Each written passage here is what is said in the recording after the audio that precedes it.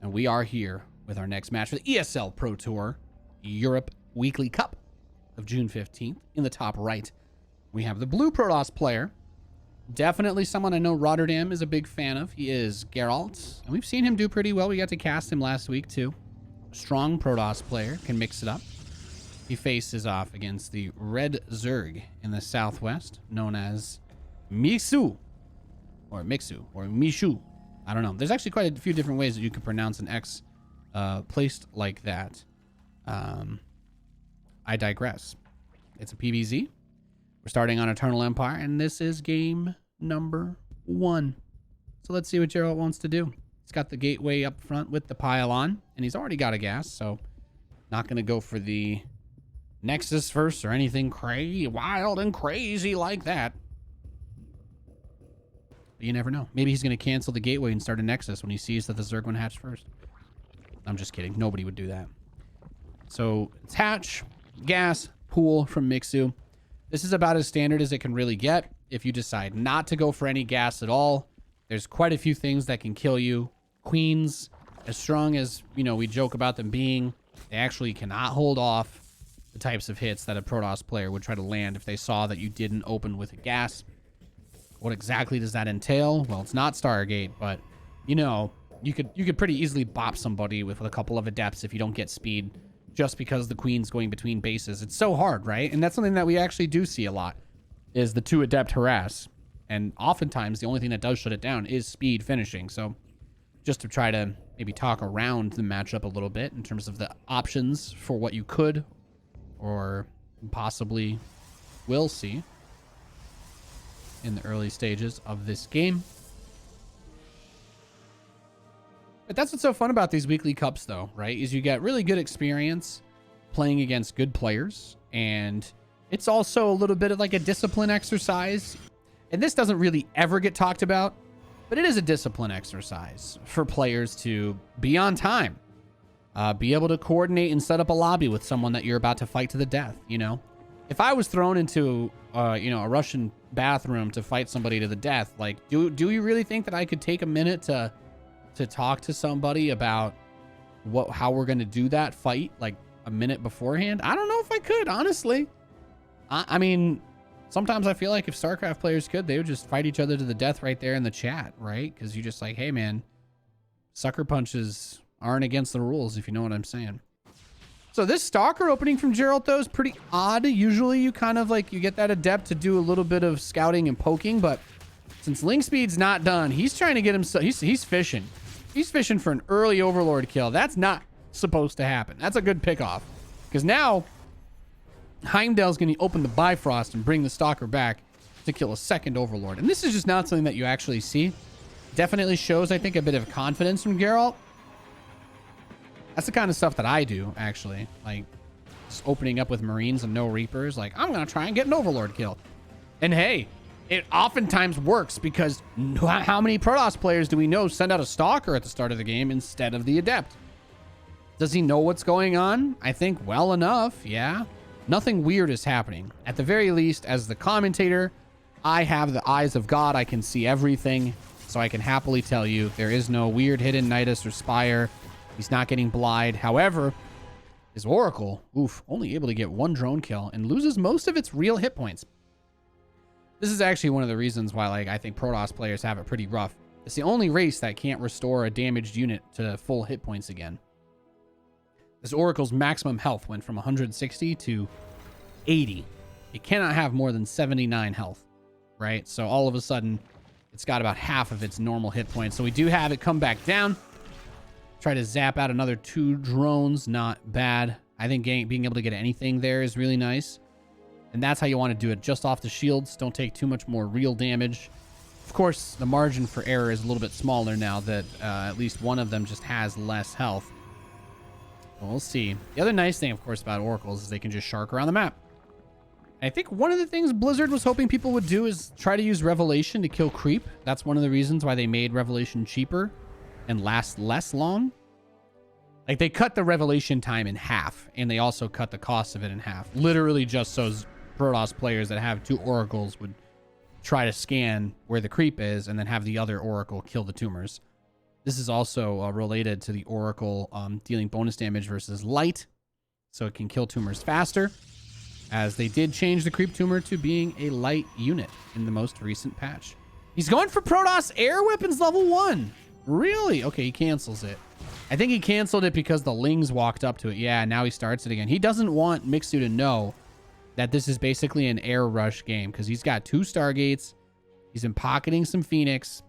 Hell, I didn't even notice this was going on. That is definitely the Abathur announcer. Why are my game sounds in Korean? It's so I don't know. I feel like I get distracted when I hear English words while I'm trying to play StarCraft. But see, the Phoenix are going to be able to easily kill some Overlords. This is actually really sick. And he knows that those exposed Overlords, he'll always be able to go get those. He wants to try and kill some drones so that he can just burn out all of his energy and then kill the Overlords. And then maybe he'll have enough energy to grab another drone or two. But you want to get those drones while the drones are worth getting, I suppose, is maybe the phrasing. And then with +1 air, we all know the Phoenix, it does attack twice. So it's a pretty massive damage buff. And you can almost start picking off, just like you could start picking queens out of a pack like this after another wave or two. Once you get +1, yeah, queens die easy. In fact, he's just going to go for it right now. Lifts all of the queens so that none of them can provide support. And that is definitely one way to do it. That is definitely a way to do it. Now, all of a sudden, if you kill all the queens, you're going to be able to open the door for like war prisms, charge lots. Obviously, your Phoenix can start to just kill the Overlords that are in your opponent's base like that. But you do need to be careful. If you're losing, the Phoenix can definitely be a quick offsetter. He killed a lot, but resources lost-wise, you know, the Phoenix aren't cheap. Phoenix are not cheap. In fact, one of my favorite facts about StarCraft is that the Phoenix is one of the most expensive units in the game to build one after another while chrono boosting. Because it costs 150 minerals and 100 gas. And it builds in like, it builds crazy fast. 25 seconds. Which is wild. Which is wild. Medivacs and Vikings build in like 32 seconds for reference.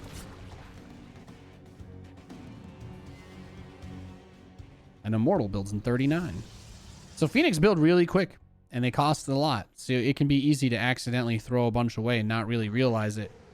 But yeah, they ain't cheap. So we kind of have a spore ring being set up to try and stop some of this harass. There's 10 spores on the map. I don't hate it. You have to be careful with your energy too in these situations, as Mixu has not really been stunted too badly on the rest of their position, right? Like they got this 4th up. I would say I mean, you have 1,500 gas in the bank, probably to be used on Banelings, but you're not really need that gold gas just yet. Of course, the gold gas is always nice to obtain. And this is basically just a Brood War geyser. That's how I describe it. Someone's like, Nate, what does that do? I'm like, it's a Brood War geyser. You get 8 gas per trip. Period. That's it. But is there anything else? No, that's it. It's Brood War geyser. Shut up. So a bunch of Lings are going to try and check this 4th base, but we do have Zealots. Oh! Gets a High Templar. Forces 2 others to merge. So that's definitely annoying. The Hydras are trying to, like, box out these Phoenix. But with just 1 spore in this base, he's like, yeah, maybe I'll lose a Phoenix or 2, but I'm going to kill all the drones, get a Queen. Maybe some Overlords while I'm at it. I don't know. Go to town. Go to town. Storm is almost done, though. You do want to have actual High Templar with energy for Storm. That's very important. That's kind of one of the other roles that the Banelings serve. Even though High Templar can counter Banelings with Psy Storm, you still need to be really careful, because if the Banelings get close enough to the High Templar and they all die, you will not be able to do anything about the Hydra. So there's the recall. You bunch them up to drag them back home. And they're just chilling over here by the 4th. I would like to see a shield battery put up. I think you should have a shield battery at any forward position on this patch. And maybe he wants to attack right now. And I guess it does look like it. But Mixu also wants to attack. So this is just going to get awkward. And he won't have the ability to use that shield battery overcharge if he doesn't get it going soon. It may not matter because the cannon takes twice as long to build as a shield battery, if I recall. Or maybe they both take 30 seconds now. I thought shield batteries build faster. He's getting a fleet beacon while he moves out. Now, is Zerg going to come home? Okay, so it's not that bad that the defenses weren't ready. There are a lot of Psy Storms here. Can Mixu stop Geralt? Gets a size trap, excuse me. and is able to stop 3 banelings in their tracks. Where's the Templar? Does he have more storms? No, doesn't look like it. A lot of them were left at home, it seems. I don't think 2 Immortals and an Archon can clean all this up on their own, but I also believe that Recall is still on cooldown. Yeah, Recall is still halfway on cooldown after he pulled the Phoenix home, so they are all left for dead. I do like that these units didn't fight. He just peels these off, tries to send them to another base. We have a probe with that purple haze in his hands, behind some Zealots going towards the natural expansion of Mixu. But can Geralt stop this back home? He does have more Templar that he had waiting at his 3rd base. So it looks like he'll get the Zerg player to somewhat turn around. If these Hydras and Banes don't get caught at the same time, that is. Look at that probe go. Run, Proberto, run. Zealots are in the natural. We have the 4th base over here getting obliterated. Excuse me, I guess that's technically the 5th, right? So we have quite a bit of damage being done by Geralt. 78 probes, 100+ army supply, getting a Mama ship, +2 attack. Things are looking pretty good for our Protoss player right now. The Prism at the front does take a beating, but it's still alive. These Zealots just run onto Hydras. I mean, if Zealots can fight 1v1 against Hydras as a Protoss, you're always happy. Zealots absolutely clap Hydra cheeks. Now, Mortals and Stalkers do not. Trying to save these guys. Well, he's got the stasis. Yeah, no. He saves the Stalkers. Not bad. Bit of a boxing match that we've got over here, but I do believe that Geralt's been doing a really good job. The transition windows are not very big right now for Mixu. He's got some money in the bank. He is getting a Greater Spire, but all it takes is one bad fight, and then I do not think just Broodlords will be able to stop this army if it comes across the map. You also have to consider the following. Mr. Geralt has a fleet beacon and 2 Stargates. So if he thinks he needs to get carriers or Tempest or what have you, Phoenix range, I don't, you know, it's really all the same to me. If he needs to get something to deal with Zerg Air, he has that option, right? He can already build Archons. The Zealots that were out on the map kind of get boxed in a little bit by these guys. Stalkers blink forward, trying to get some Banes, and he will. Now here's the Prism inside the natural. He's trying to drop 2 in the natural, 2 in the main, but the Corruptors are here right on time. And I think it might still be worth having scouted the Greater Spire, even if he's going to lose all of this without killing much. It looks like he'll get a Queen there. Stasis Trap to cover the flank. And he's really just trying to hit in 5 different places at once. Zealots in the main, natural. It looks like more going to try and run up towards that 3rd location. He does get to trap a few other Banes. You can really see the Stalkers. It takes like an extra Baneling or 2 to kill most Protoss units now that aren't Zealots. So helps tremendously to have that. And these guys are just going to try and target down this hatch. Do not think that they're going to be able to get it, but it doesn't really matter. These 2 Stalkers are going to kill this hatch if they can. There's another one on the right side, another one on the south side. All these Phoenix, by the way, almost full energy. So if he sees the opportunity to try and grab like 6 Hydras, 6 or 7 Hydras, he could remove a lot of units from play with very, well, with little that can be done about it, right? If he's only got... Yeah, he's getting more Hydralisks up with the army now, which is nice. But he has to be careful. Carriers are coming out. +2 air weapons for Protoss. Almost done. It's a lot of Banelings, though. And I think he finally sees the Broodlord. So he did get those out. Ling's trying to counterattack his space, but the Lings can't attack what they can't see. Big mama. I'm a big, big mama. And he did use his battery overcharge. So recalls these forces out, but... There will not be another battery overcharge available. I think it's what? It's a 50, 60-second cooldown. It does look like the cooldown starts when the ability is cast, though. So it's not a true 60-second cooldown. It's more like 40 seconds of downtime on the ability if you need to use it more than once. 2-Eye Templar do get snagged by these Lings, though. That's a very good grab for Mr. Zergy Zerg Mixu Boy Deluxe. But now he's got to start thinking about the late game. You know what I'm saying? That I'm late game.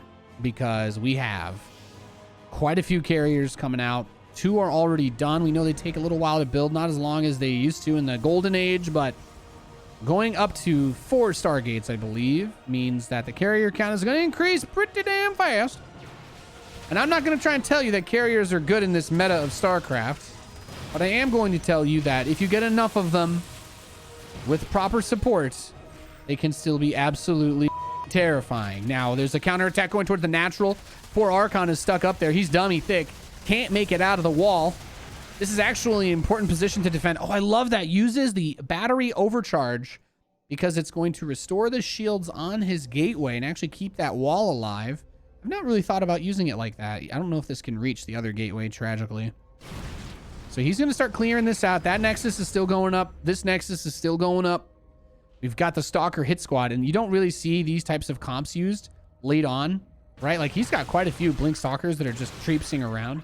Normally, Zerglings are supposed to deal with this type of stuff, but the composition is actually too balanced from Mixu. Like, he hasn't really overloaded in any one direction yet outside of trying to get more Corruptors and obviously Broodlords, but it's difficult to balance that army to be able to deal with stuff like this. And that's why the Stalkers are able to run around and attack, because there's not that much supply available for a big Ling flood. And he wants to get Broodlords still, but you've got Carriers and Phoenix and a Mothership. Now, this is the interesting play. He's going to focus down the Overseer. Now, of course, Spore Crawlers will still give detection, but that makes this Mothership is just very dangerous. So Stalkers are in a pretty solid choke point. The Lings, with their upgrades and adrenal glands, they make short work of them, so it doesn't matter. But here, he did actually rebuild the Greater Spire. I didn't even realize that it got sniped in the first place. I'm not the greatest observer, guys. I'm sorry. This game's been wild. So he comes over. Now, he does kill the Mothership and then recalls the rest. Man, those Corruptors could have easily killed, I think, 1 or 2 of the Carriers, but rip Big Mama. I guess that's the Mothership's job, right? Is to die so that other units don't have to. I personally like the Protoss versus Terran use of the Mothership, though, where you keep it at home and just use it to have a second recall, because the Nexus recall has such a long cooldown. But more Zealots in here. Spire's deleted. He does have Vipers coming out, though. That's right. The Hive is still intact. That's important. The Viper is only unlocked by the Hive. Sometimes people like kind of forget that, and they're like, oh, well, they don't have a Spire. I don't have to worry about it. Can the army defend this, though? We got Hydra Broodlord on the center left. Mass Corruptors just peeing all over the left top. And he's okay with losing a few Corruptors to kill both of these bases. Also keeps the Stalkers distracted. They blink forward, kill 2 Overseers, but 2 Protoss bases deleted instantly. Now the Carriers and the Phoenix are in the bottom right. He's got that Carrier count up to 6 with +3 attack, which is naturally a devastating force to have to work with. Or, excuse me, I guess build against, I should say. Lings come up on the Stalkers. As soon as those shields are gone, they die very quickly. You need to be careful. The only battery here is unpowered. He does have a bunch still left at the top left base, but the Nexus having to rebuild is just... They're kicking the mouth, right? Income-wise, things are still looking good for Geralt, but he's been doing a really good job of harassing. I think we've had 56 drones killed this game. Not bad. Not bad. The problem with the Corruptors is they're also kind of forced to hang on this left side because how many Warp Prisms have just dove straight in. But look at this. He says, all right, I'm just going to send 2 Immortals. I'm going to bait everything with them, with these 2 Immortals. And then maybe try to catch some of the units that are rallying across, like these Hydras. Very nice grab. Very nice play. The Viper does get feedbacked as well, so not able to use Abduct on the Carrier. This hatch survives with 35 health. So the Immortals are dead, but the hatchery is still alive. So that's actually a really good grab there for Mixu. Both players sitting on Titanus armies. And I'm not just talking about the ringing in my ears. They have massive, massive forces. The Phoenix kind of just run in and die, though. That's scary. I still like the Phoenix being alive to possibly eat a shot or 2 from the Corruptors if they can. That's how good, that's how important those Corruptors are for killing the Carriers. Now, 2 Stalkers are left behind, but we do have the Transfuse from the Queen left there. And I feel like Geralt's not really been committing seriously enough to killing those hatcheries. Okay, there's a Carrier that goes down. The Corruptors are just so good. There you go. Scoop and score. Yeah, every Carrier that dies like this is pretty devastating, though. He's building another 4 Carriers. Carriers just actually cannot compete against large accounts of Corruptors with Viper support. They just don't. It just doesn't work. Feedback is really important to get rid of the Vipers, but if you don't have Archons underneath, those Corruptors can just walk up. They're really, really tanky. Some of them are kind of hurt, but he's got enough Corruptors to one-shot a Carrier right now, and there's no Archons. You need like 4 or 5 Archons under these Carriers to protect him, on top of feedbacking the Vipers. But If he can stretch him thin enough with stuff like these Zealot run bys, maybe it doesn't matter that much. I don't know, because he cleared this base out again. This base doesn't really have any resources left to grab. Oh my god, just click on it. Click on it! Finish killing this damn hatchery! There we go, thank you. Now recall. Good boy. Okay, that's honestly, I was getting pretty nervous about that. Oh, he recalled here. Oh, he used the mothership recall. See, that's the way you do it. Get your money for nothing and your chicks for free. That is exactly the play. I mean, you're still in a somewhat exposed position, but you could probably poke a creep tumor or two and then run home. I don't think you want to stay here. I think if you stay here as Geralt, you're going to die a horrible, painful death. I don't know if his Nexus recall is available, but he's going to need to use it very soon. Well, I mean, the Zealots killed this base. I don't know. Nate, you're not as smart as Geralt. Well, he did lose another mothership. If he loses all these carriers, I'm going to reaffirm my concerns with poking that base. No, the Corruptors and Vipers are just like too scared to try and do anything. But this really isn't that much. Like, I don't know. I don't know what to say. I think this might just be a confidence thing. Geralt has absolutely been dominating. Like, as much as Mixu has stayed in this game and has a massive army, Mixu has more army supply. Just the amount that's been hemorrhaged here. Like, a lot of these bases still don't even have workers mining the gas, right? Like, some of the geysers never even got mined out because of that. It's still got gas here. That main base geyser was actually chilling for a while. There's still 400 gas in the natural. But this is really where my concern comes up. Like, this many Corruptors versus Carriers is one of the reasons why I think that Protoss has that weaker late game, because Corruptors got quite a few buffs to deal with the old Carriers, and then the Carrier got nerfed a bunch. And yeah, like, you just... Yeah, it's hard. It's very hard to play against this. Brood Lord's going to push the High Templar back.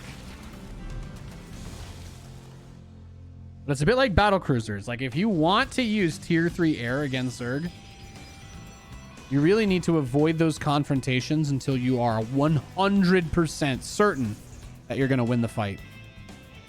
I still think Archons are what you want to add here. I don't know if he meant to morph these or if these were panic morphs, but I still actually like them a lot.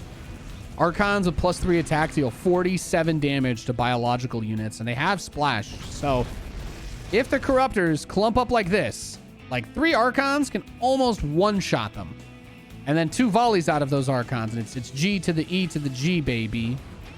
Yeah, but this is what I mean. I hate Vipers and Corruptors versus Protoss. They did up the feedback range for the Templar, but it's a lot easier to use the Viper in these situations than it is to use a Templar. So he's just been peeling off carriers nonstop. And I don't like this. I mean, both Archons run straight forward and die. There's not much support, but it doesn't matter. Geralt just had too much. GG. Takes this game #1 victory. And I get to look like a fool in the process. Very well done. Very well done by Geralt. I mean, I felt like he hemorrhaged a lot of motherships and carriers. But at the same time, I think it really just has a lot to do with the fact that every time that he lost a carrier, Mixu lost a base. You know? Like every time that I was talking about carriers or a mothership dying, on the other side of the map, the Greater Spire was getting sniped. Hatchery was getting sniped. Drones dying, etc., etc. We're loading into game #2.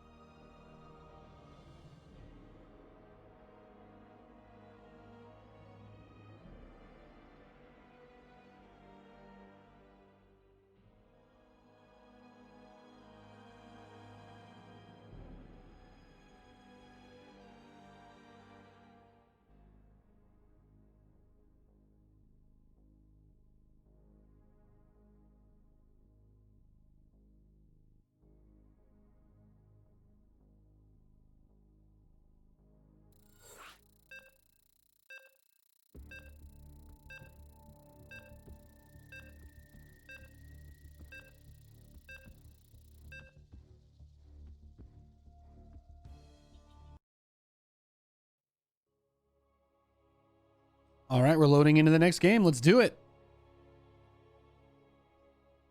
My puppy is, Lewis, he's sleeping. He's sleeping on my dumbbell next to my casting chair. He's very cute. All right. Ladies and gentlemen, we're loaded back in for game number 2 here. Leading the series is our blue Protoss player in the top right. He is Geralt, not of Rivia. He's Geralt of Ire. Is his opponent in the bottom left, sporting that Mecha Zerg skin set. He is Mixu. If that's not how his name is pronounced, I don't apologize. How could I possibly know how I'm supposed to say this guy's name? Yeah, we're on the internet, man. For all you know, I'm a golden retriever.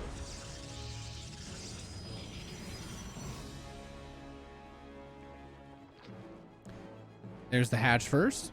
And High T in the chat asks, so the carriers were bait, question mark.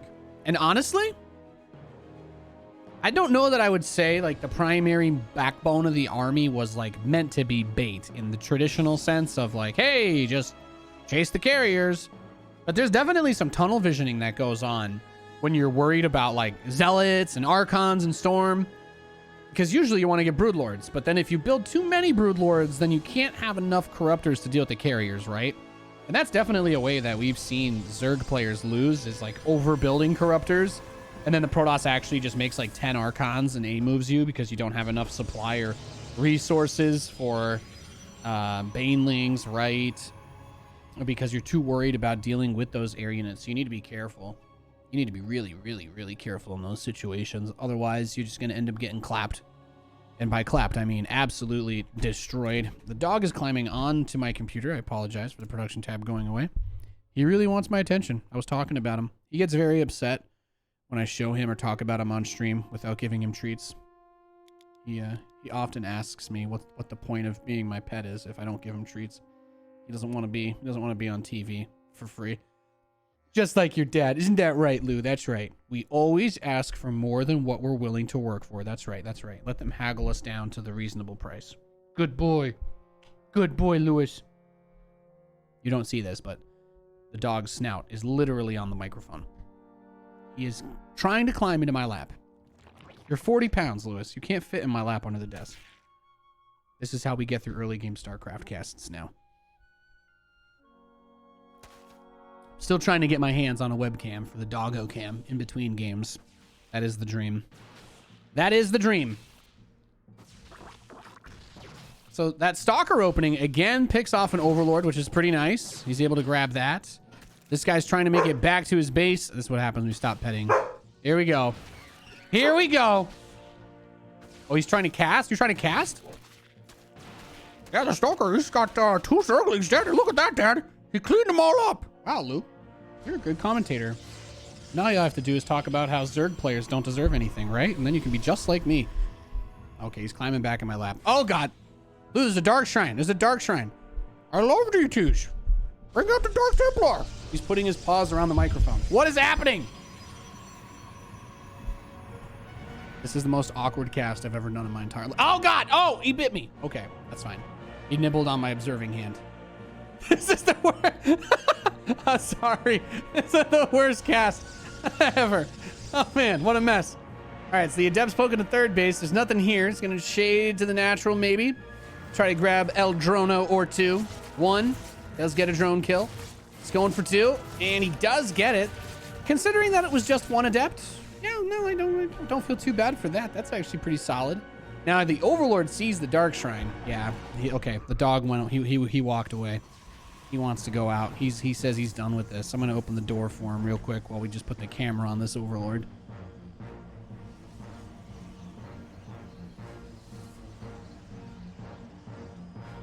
Okay, I didn't miss anything, right? There's the Prism. I mean, this doesn't have to be a big committed thing. I know for a lot of people watching, when you see Dark Templar, you might feel like you're in a lot of trouble. So there's definitely something to be said for the power of DTs, but you don't actually have to do damage with them. Most of the time, the Protoss player is kind of doing like a gut check. Like, hey, did you try to be greedy and just assume that I wouldn't clap you with DTs? Then I will kill you with DTs. But otherwise, what you're going to probably see happen now is actually some pretty solid micro from that Prism. I don't know. Is he going to kill stuff with the DTs? No. So you pull back and then you just drop them somewhere safe. Turn them into Archons. The Lings will actually still want to follow because they have to be unloaded to be morphed together. Now, here's the tricky part. Oh, wow. Yeah, these guys missed their opportunity. They shot at a Queen by the ramp. Those Adepts could have gotten some drones. But I digress. Usually you want to take the DTs, drop them, turn them into Archons, and then, do that Archon drop pressure, which, as we all know, very good, very strong build. It's kind of become one of those staples, a la Reaper Expand. Although there's quite a different number of varieties, right?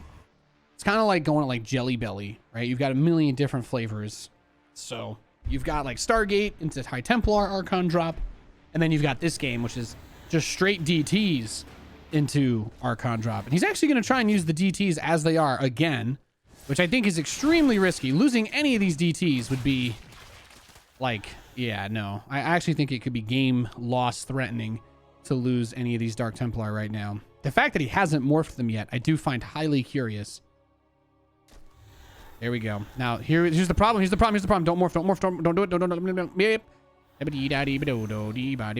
Okay. Yeah, he's just going to recall them. And that's a smart play. That's a smart play. I guess if the Blink Stalkers kill the Overseer, then the DTs can be used defensively, but you do usually want them to be in the Archon so they can become a part of your real army. And yep, there they are. They are now 2 became 1.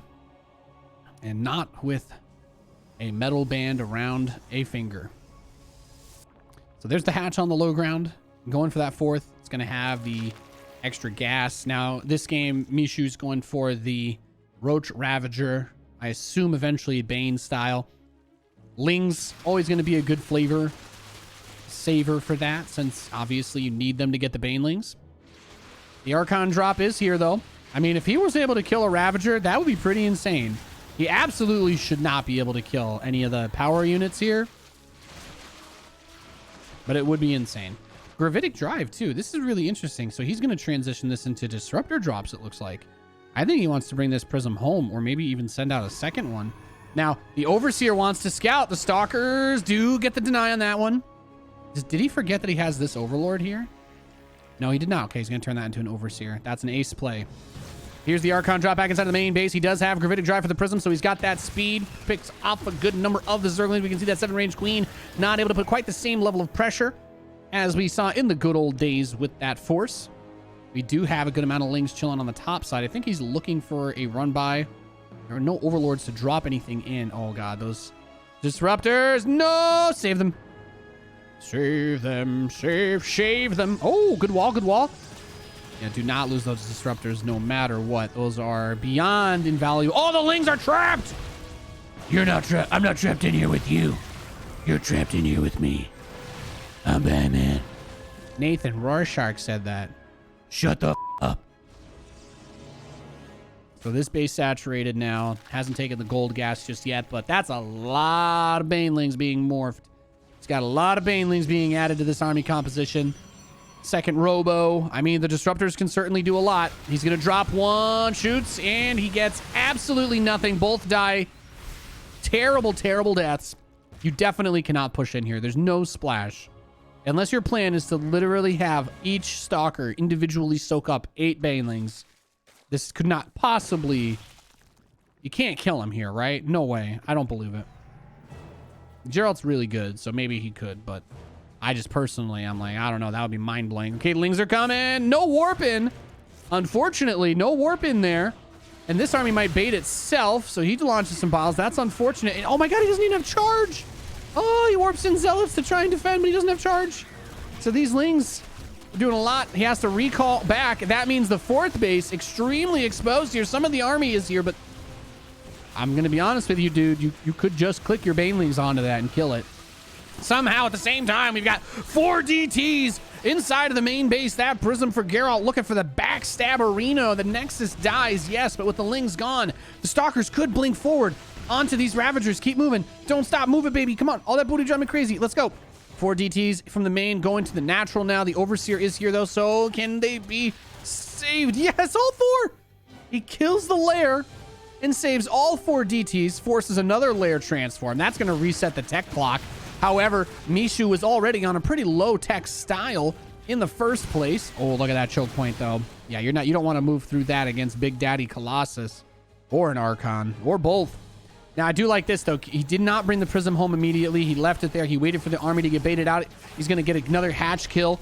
That's not even a cancel, by the way. That's a straight up kill. Now, the Infestation Pit is also exposed. I would have loved to see him try for it. It would have been really risky. I don't know. Does he have recall? No. Okay. Yeah, he doesn't have recall. You don't want to lose the Prism in 4 DTs, but if he had killed the Infestation Pit before the lair finished, then you could send him back to, like, you know, we're talking Age of Empires, Stone Age over here. That's right. Your melee warriors are the same as your workers. Feels bad, man. So the rock's getting cleared out. He doesn't want to deal with that choke as much anymore. Big Daddy Colossi are not bad against these types of army compositions, though, especially since, like we talked about, Protoss units are not going to take as much damage from Banelings as they used to. The Baneling itself now does 20 damage with +1 against armored. It used to be 20 by default, just for clarification purposes.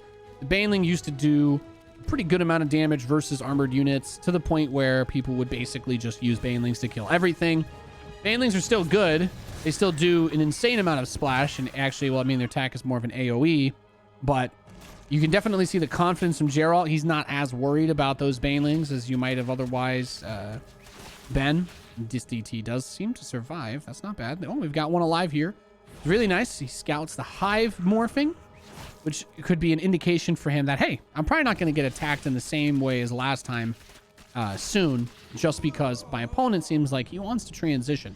Look at this, though. This harass towards this base. He's got a sport. He's got 1 spine and a few queens, but that's good number of zealots. Good number. He's got an Archon mixed in. I do think you want to wait for charge. I definitely think that you want to wait for charge in this situation, but the Lings are actually going to run up and find these units out here on their own. With +2 attack, the Zealots still clap Lings. The hard part is getting to them, right? If you don't have charge, you just can't really run very quickly. We do have some posturing going down this little valley area. Now, he throws a couple DTs up front first, which is interesting, and then morphs into an Archon. I'm not sure what his plan was there. That just gets deleted. More Zealots are going to get pumped out of this prism to try and distract and move over there. But as he clears up that creep, it's going to be so much more difficult for the Banelings to be able to get like a spread and actually move on this army. The only way that you're going to effectively deal with Colossi and Psystorm in conjunction is going to be a massive concave that the AoE just isn't as effective on.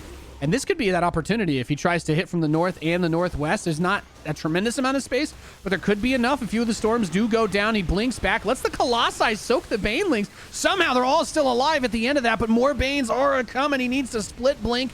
Now, 1 Colossus does die, but you can really see the loss of that Baneling damage there, as the rest of this army was able to do, at least in my mind, a lot more than it would have been on the last patch. Taking the bile on the Colossus there definitely hurts, but one thing that Geralt has just been so good at, even in that first game of this best of 3, is getting those attacks going. Oh my god, he got Mixu to attack his own hatchery.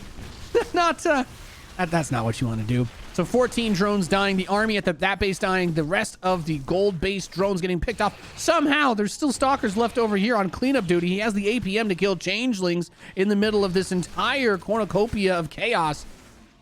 I don't think he can get the hatch. He changes his mind. He pulled off for a second, and then he's like, no, I can do it. I can get that hatch. I've got +3 charge lots.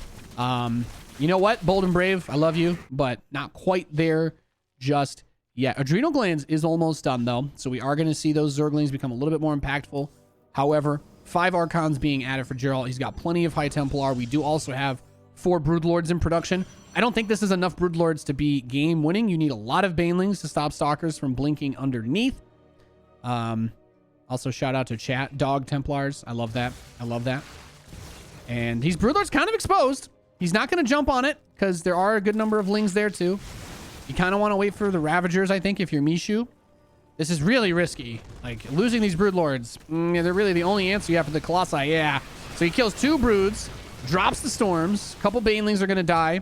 And this is really the only siege potential that Mixu has, because he didn't go for lurkers, which I think might have actually ended up being better. But I suppose it also boils down to he played this low-tech style. He doesn't have that window open to him. He just kind of barely made it to Broodlords, and you could say, Nate, he's got 2,000 gas. What do you mean barely? I'm like, yeah, but he's only got 130 supply. That's not going to be it. He can't max out on that. How is he going to build Corruptors when he's got to deal with all these Stalkers, Archons, the Colossus? Well, Corruptors are good versus Colossi. Nah, not with 5 Archons underneath. No. I mean, these are just basically all young Gohans ready to one-arm Super Saiyan Kamehameha his ass if he gets too close. Now, the Banelings are going to try and get in on the High Templar. It looks like he cleared all of those out, which is pretty nice. But the Colossi trying to clear the Lings, trying to clear the Banes. Doing a decent job. But once again, every single time that we see a fight happen, there's Zealots in another base. Geralt absolutely does not get into an engagement without having at least some sort of trick up his sleeve, you know? He's tossing those playing cards like they're blades, and he's able to get a 2-0 victory here. Very well done by Geralt.